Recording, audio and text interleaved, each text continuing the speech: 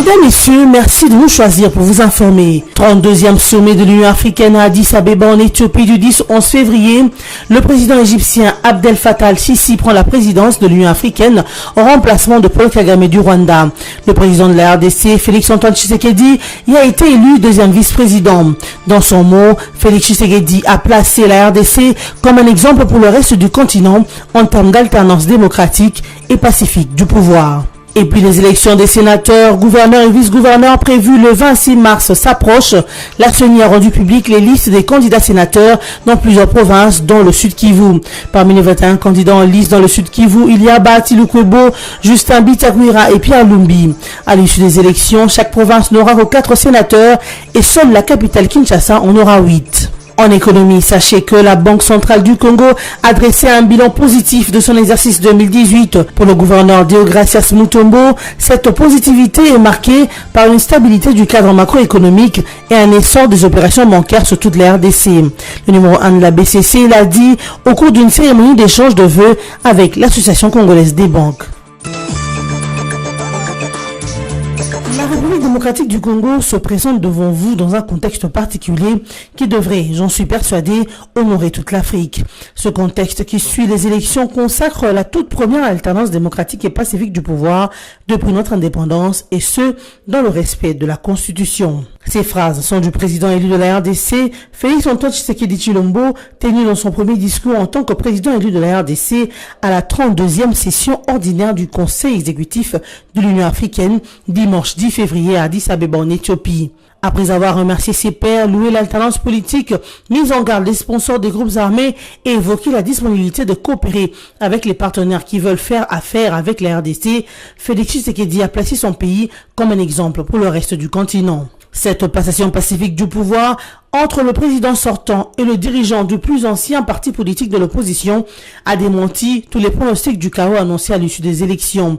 Elle est la preuve de la maturité politique de notre pays, a-t-il dit, avant d'évoquer ses priorités, notamment l'état de droit, et de placer la RDC comme un exemple pour le reste du continent en matière d'alternance pacifique et démocratique. Devant ses pairs de l'UA, Félix Tshisekedi a enfin insisté sur la paix en RDC et un partenariat gagnant-gagnant. Il a été aussi l'occasion, au cours de ce 32e sommet, de changer la présidence de l'organisation qui était jusque-là dirigée par le Rwandais Paul Kagame. L'Égyptien Abdel Fattah al-Sisi prend la présidence tournante de l'Union.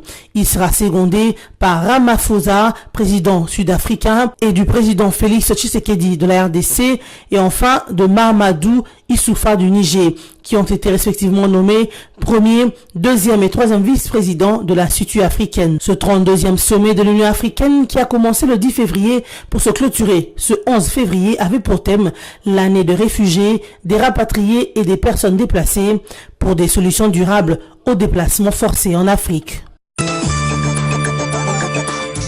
Différentes rencontres ont aussi marqué le passage du président de la RDC au 32e sommet de l'Union africaine qui a débuté le 10 février pour se clôturer ce 11 février 2019.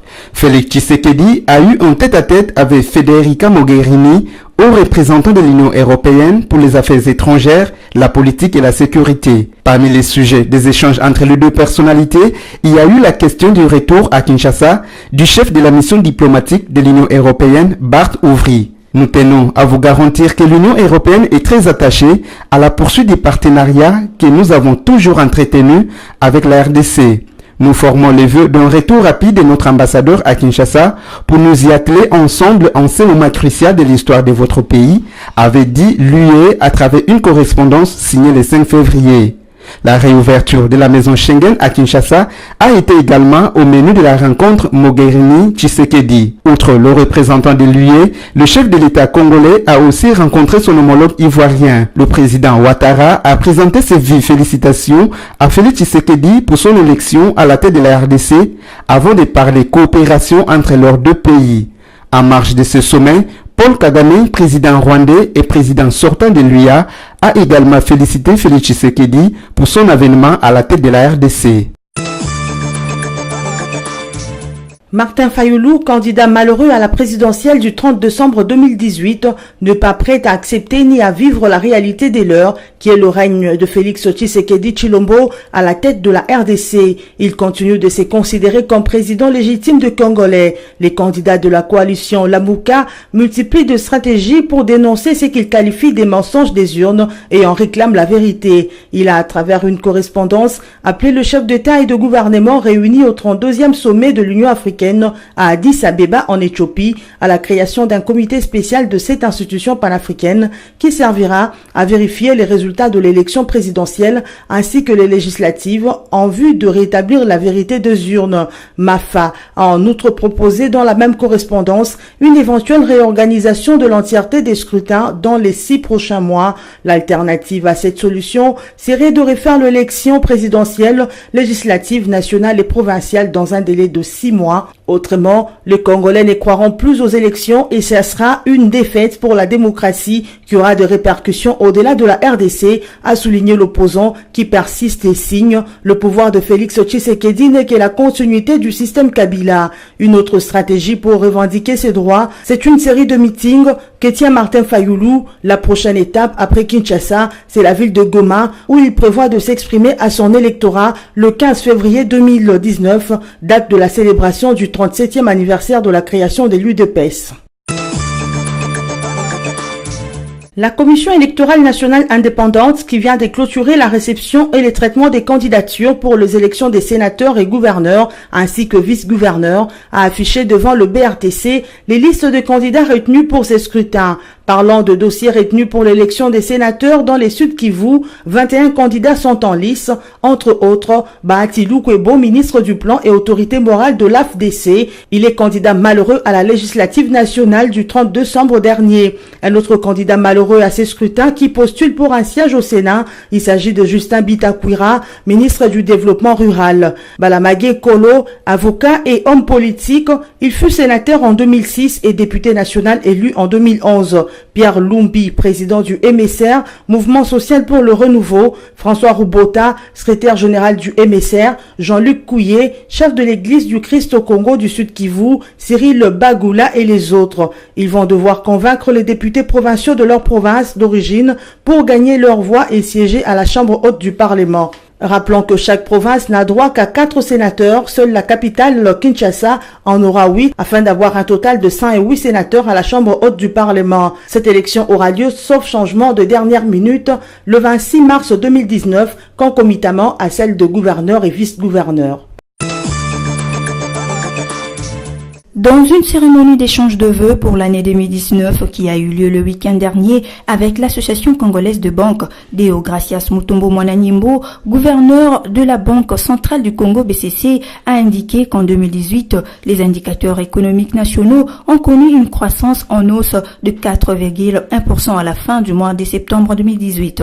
C'est là, contrairement aux années 2016 et 2017, où respectivement, cette croissance a été de 2,4% et 3,7% à la même période, a affirmé le gouverneur Deogracias Mutombo. À cette même occasion, le patron de la BCC a rappelé que le secteur était encore à 9,5% en 2014 et à 6,9% en 2015 avant la chute en 2016. Ces relèvements, a-t-il souligné, s'expliquent par le bon chiffre des industries extractives et manufacturières, mais également de la construction et du commerce. S'agissant de l'inflation, le patron de la BCC a fait savoir que l'on est passé de 54% en 2017 à 7,2% en 2018, très loin encore de performance d'avant 2015. Ce qui justifie que dans l'ensemble, la Banque centrale du Congo tire un bilan positif de l'exercice passé, marqué par une stabilité du cadre macroéconomique et un certain essor des opérations bancaires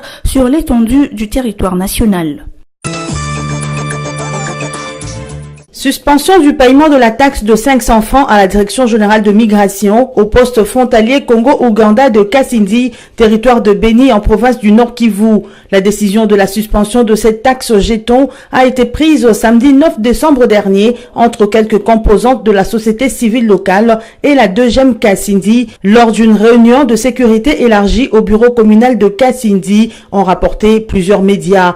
À en croire Barthélémy Kambale, fonctionnaire délégué du gouvernement gouverneur affecté au poste frontalier congolo-ougandais de Kassundi. Cette décision est consécutive aux plaintes de la population relative au paiement de ces jetons de 500 francs congolais qualifiés d'indus, a-t-il précisé avant d'indiquer qu'une dernière décision du gouvernement provincial devra suivre. Signalant enfin que cette carte était jusqu'ici payée par chaque personne qui traversait la frontière Congo-Ouganda de Kasindi. C'en est fini pour ce soir, mais voici d'abord le rappel des titres développés. 32e sommet de l'Union africaine à Addis Abeba en Éthiopie du 10 au 11 février. Le président égyptien Abdel Fattah al-Sisi prend la présidence de l'Union africaine en remplacement de Paul Kagame du Rwanda. Le président de la RDC, Félix-Antoine Tshisekedi, y a été élu deuxième vice-président. Dans son mot, Félix Tshisekedi a placé la RDC comme un exemple pour le reste du continent en termes d'alternance démocratique et pacifique du pouvoir. Et puis les élections des sénateurs, gouverneurs et vice-gouverneurs prévues le 26 mars s'approchent. La CENI a rendu public les listes des candidats sénateurs dans plusieurs provinces, dont le Sud Kivu. Parmi les 21 candidats en liste dans le Sud Kivu, il y a Bahati Lukwebo, Justin Bitakwira et Pierre Lumbi. À l'issue des élections, chaque province n'aura que 4 sénateurs et seule la capitale Kinshasa en aura 8. En économie, sachez que la Banque centrale du Congo a dressé un bilan positif de son exercice 2018. Pour le gouverneur Deogracias Mutombo, cette positivité est marquée par une stabilité du cadre macroéconomique et un essor des opérations bancaires sur toute la RDC.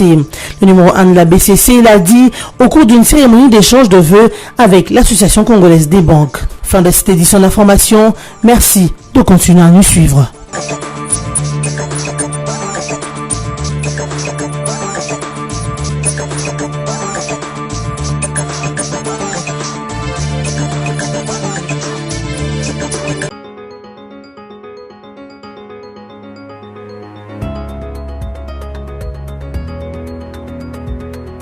Mesdames, Messieurs, bienvenue à la revue de presse de ce lundi 11 février 2019 sur BSC TV.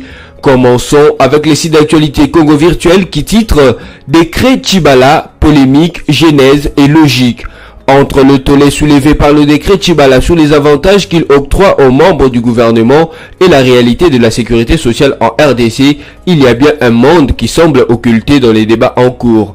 En effet, du dernier des fonctionnaires jusqu'au président de la République, en passant par les parlementaires, une architecture de la sécurité sociale couvre tout le monde, sauf les anciens membres du gouvernement.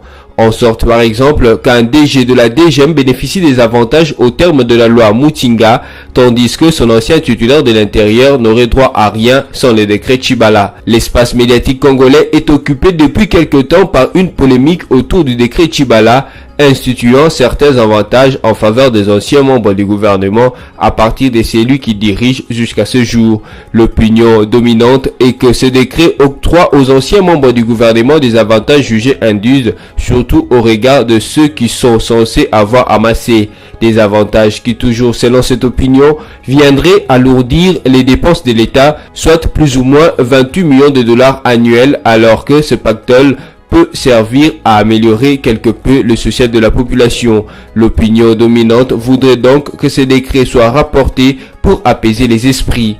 Poursuivons cette revue de presse avec Forum des As qui note en grand titre « Désigné deuxième vice-président de l'Union africaine, Félix Tshisekedi, un premier succès international à Addis Abeba ». Au 32e sommet de l'UA hier, les chefs d'État africains ont tout oublié et reconnu l'élection du nouveau président de la RD Congo. Peut-être une bonne nouvelle pour Kinshasa. Son président nouvellement élu, Félix Tshisekedi, porte désormais le brassard du deuxième vice-président de l'Union africaine. Il a été désigné à ce poste hier dimanche 10 février à l'issue de travaux du 32e sommet de cette organisation continentale à Addis Abeba. Le poste de premier vice-président qui revenait à droit à l'Afrique australe a été confié au Sud-Africain Cyril Ramaphosa. Par contre, l'Égyptien Abdel Fattah al-Sisi remplace le Rwandais Paul Kagame. Ainsi, il devient le 17e président de l'Union africaine pour un mandat d'une année. Le choix de Félix Tshisekedi comme deuxième vice-président de l'Union africaine n'aurait donc rien de surprise dans la mesure où ce poste revenait à l'Afrique centrale. Les mandats étant rotatifs, c'est le tour des pays de l'Afrique centrale de présenter la personne désignée. Ce après concertation Autrement dit, il s'agit donc pas d'une élection au premier sens du terme où le président congolais serait en compétition contre un autre chef d'État candidat à ce même poste. Rien de tout cela. D'ores et déjà, des analystes lient cette désignation à la récente tournée de Félix Tshisekedi dans quelques pays de la sous-région, précisément l'Angola et le Congo-Brazzaville. Bouclons cette revue de presse, mesdames, messieurs, avec actualité.cd qui écrit RDC, Fayoulou propose l'éventualité de réorganiser les élections dans un délai de 6 mois. Martin Fayoulou propose aux chefs d'État réunis au 32e sommet de l'Union africaine à Addis Abeba la création d'un comité spécial de l'Union africaine pour la vérification de la vérité des urnes en RDC, afin d'élever les voiles sur les vrais présidents de la République ainsi que les vrais députés élus. Et pas que, il propose même un calendrier pour la réorganisation des élections. Il soutient que le pouvoir de Félix Tshisekedi n'est que la continuité du système Kabila. Il a également regretté que la mission de l'Union africaine qui avait prévu une descente à Kinshasa, mais elle n'a pas finalement été organisée. Fayoulou, qui se considère comme seul président légitime, a entamé une série de meetings pour demander au peuple de ne pas reconnaître le pouvoir de Tshisekedi et réclamer la vérité des urnes.